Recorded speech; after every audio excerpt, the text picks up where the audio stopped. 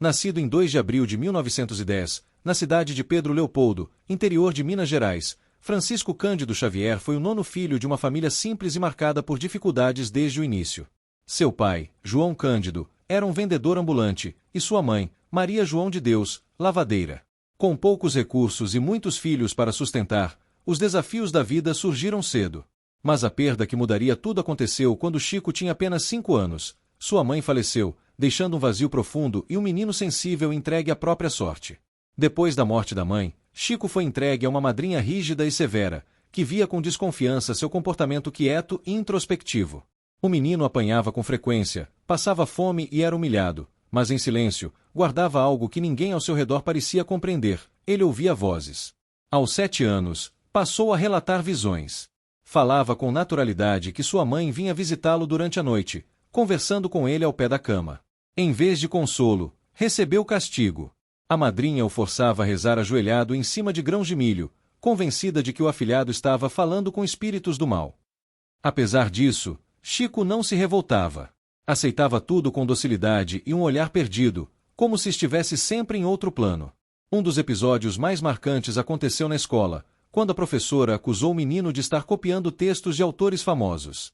Na verdade, Chico estava psicografando mensagens, embora naquela época ele sequer compreendesse o que era mediunidade. Escrevia com rapidez, como se alguém soprasse cada palavra em seu ouvido. O conteúdo: poemas complexos, com métrica impecável e assinaturas de autores falecidos. Se essa história está tocando seu coração de alguma forma, aproveita e se inscreve no canal. Aqui, a gente compartilha relatos que emocionam, inspiram e despertam reflexões que vão além do que os olhos podem ver.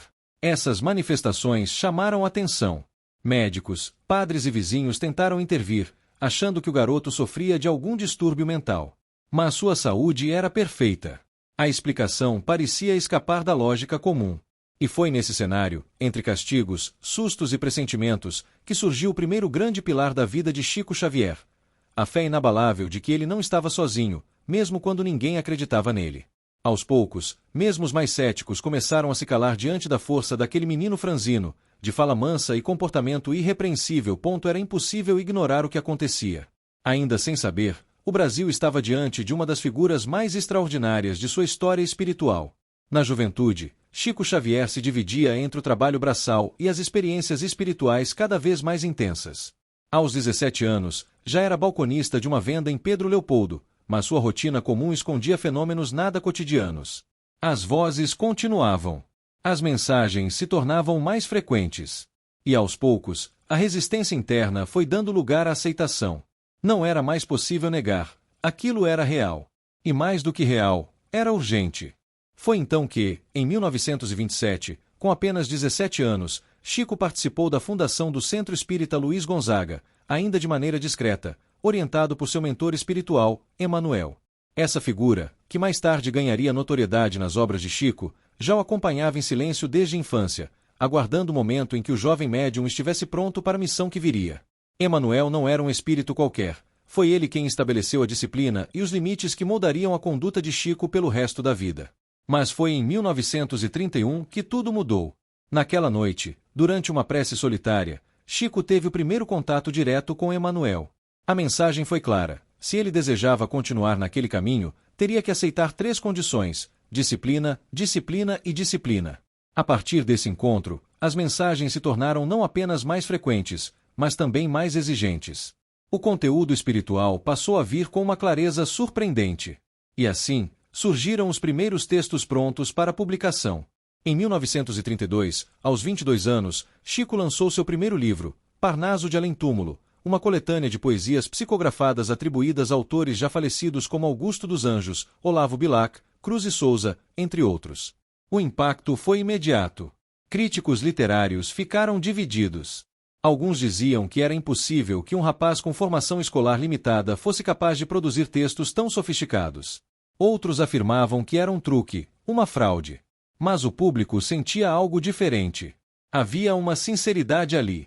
Uma verdade que não se explicava por meios tradicionais. A repercussão foi tanta que jornais e curiosos começaram a visitar Pedro Leopoldo. Queriam ver de perto o fenômeno.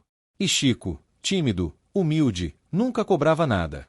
Nem pelos livros, nem pelas sessões mediúnicas. Vivia de seu salário como funcionário público do Ministério da Agricultura, que mantinha paralelamente a atividade espiritual. E mesmo sob críticas, zombarias e acusações, ele nunca revidava. Mantinha-se firme. Emanuel estava ao seu lado, orientando cada passo. A partir dali, sua mediunidade não era mais segredo. O que antes era motivo de castigo e escárnio, se transformava em missão pública. E Chico assumia esse papel com uma coragem silenciosa, guiado por algo muito maior do que ele mesmo. Era o começo de uma caminhada que mudaria a vida de milhões. Na década de 1940, Chico Xavier já era mais do que um médium conhecido em Minas Gerais. Ele se tornava, aos poucos, um nome reconhecido em todo o Brasil. Mas não era a fama que ele buscava. O que crescia ao seu redor era a confiança popular. Em tempos de dor, guerra e perdas, ele oferecia algo que nem a ciência, nem a religião institucionalizada conseguiam entregar: consolo. As psicografias começaram a ganhar um novo formato. Em vez de poesias e mensagens de teor filosófico, começaram a surgir cartas com detalhes minuciosos sobre pessoas mortas. Eram mensagens dirigidas a pais, mães, irmãos e viúvas que choravam a perda de entes queridos, em muitos casos, vítimas de acidentes ou crimes. As cartas traziam nomes, apelidos íntimos, eventos específicos, até gírias que só a família conhecia. Nada era genérico. Nada parecia inventado. Era como se os mortos realmente estivessem falando. Essas cartas ficaram conhecidas como mensagens de consolo e marcaram a vida de milhares de famílias. Um dos casos mais emblemáticos aconteceu em 1979, quando um jovem chamado José Divino foi assassinado durante uma briga. A mãe, desesperada, buscou Chico. Durante a sessão, ele psicografou uma carta assinada pelo próprio José, na qual o rapaz inocentava o acusado e pedia perdão aos pais pela dor. O conteúdo foi tão detalhado que o juiz do caso usou a carta como elemento de absolvição do réu. Foi a primeira vez que uma psicografia foi reconhecida judicialmente no Brasil. Com o tempo, as filas diante da casa de Chico Xavier se tornaram intermináveis. Pessoas viajavam dias apenas para ouvir uma mensagem ou receber um abraço. Em Uberaba, onde passou a viver na fase mais madura da vida, Chico atendia centenas de pessoas por dia. Começava cedo e ia até altas horas, quase sempre com os olhos inchados e a voz baixa, mas sem jamais se recusar. Esse movimento chamou a atenção da imprensa. Programas de rádio, jornais e, mais tarde, a televisão queriam entender como um homem simples, de fala mansa, podia mover multidões. Em 1971, o programa Pinga Fogo, da extinta TV Tupi, levou Chico Xavier ao ar ao vivo para todo o Brasil. Foram mais de 3 horas de entrevista, perguntas filosóficas, espirituais e científicas. A audiência bateu todos os recordes. Era impossível não se impressionar com a serenidade dele diante de temas profundos, e principalmente, com a ausência de vaidade. Mas nem tudo era aceitação. Houve perseguição. Intelectuais, religiosos e até colegas espíritas criticavam Chico. Diziam que ele explorava o sofrimento alheio, que era manipulado por interesses editoriais, que estava se afastando da doutrina original. Em 1944, enfrentou um dos processos mais dolorosos de sua vida.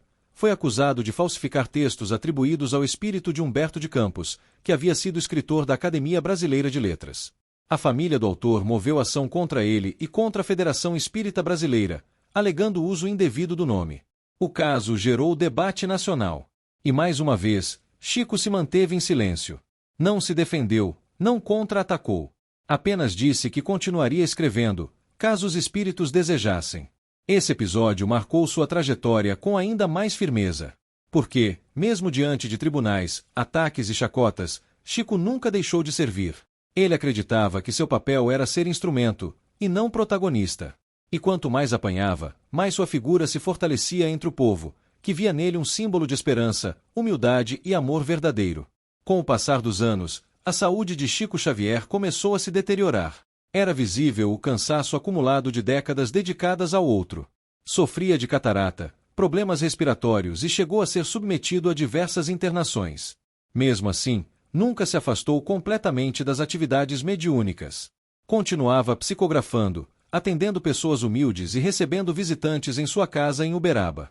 Nunca recusava um abraço, um olhar ou uma prece compartilhada. Na velhice, seu rosto sereno e franzino passou a estampar as páginas de revistas e os programas de TV com mais frequência. Ganhou prêmios, títulos e homenagens, inclusive da Câmara dos Deputados e de universidades, embora nunca tivesse cursado nem o ensino médio. Ele sempre aceitava as honrarias com humildade, mas fazia questão de dizer: tudo é dos espíritos. Eu sou apenas um carteiro. Essa frase ficou marcada como um resumo da sua filosofia de vida: ser instrumento, não ídolo. Ao todo, foram mais de 450 livros psicografados, sem que Chico recebesse um centavo por direitos autorais. Todo o lucro foi doado a instituições de caridade e casas espíritas. Essa coerência entre discurso e prática foi um dos pilares que solidificou sua imagem de integridade, mesmo em meio a um Brasil cético, desigual e muitas vezes descrente. Mas o ponto mais misterioso da trajetória de Chico talvez tenha sido a sua morte. Durante anos, ele dizia a pessoas próximas: só irei embora quando o Brasil estiver feliz. Uma frase enigmática, que poucos compreendiam de fato. Então, em 30 de junho de 2002, Chico Xavier faleceu aos 92 anos, de forma tranquila, em sua casa. Era um domingo.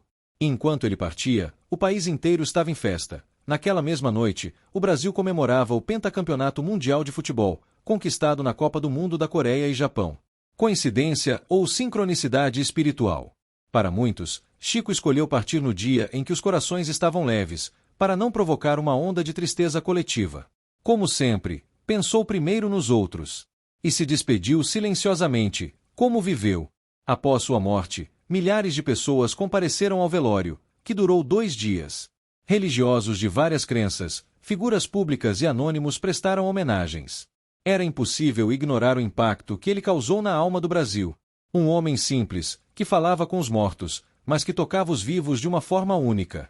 Seu legado continua vivo nas obras, nos centros espíritas que ajudou a fundar e, sobretudo, na transformação silenciosa de vidas que encontraram sentido em suas palavras.